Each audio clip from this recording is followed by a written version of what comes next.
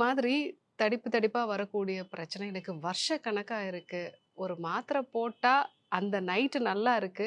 ஒரு 2 நாள் கழிச்சு மீண்டும் அந்த பிரச்சனை வந்துருது. ஸோ இத தான் அர்ட்டிகேரியா அப்படின்னு நம்ம சொல்லுவோம். காணாக்கடி அப்படின்னு நம்ம தமிழ்ல சொல்றது. நம்மளோட உடம்புல ஹிஸ்டமின் அப்படிங்கிற ஒரு வேதிப்பொருளோட அளவு அதிகமாகறதுனால, ஸ்கின்ல திடீர்னு தடிப்பு தடிப்பான ஒரு லீஷன்ஸ் வருது. ரேஷஸ் மாரி வர்றது. ஸோ அதில நல்ல ஒரு அரிப்பு இருக்கும். இதனோட தீவிரம் அதிகமாச்சு அப்படின்னா, உதடு வீங்குறது, கண்ணு வீங்குறது, சில பேருக்கு தொண்டையே அடைச்சுக்கும். மூச்சு விட சிரமமா இருக்கும். இதெல்லாம் மெடிக்கல் எமர்ஜென்சியா இருக்கும்.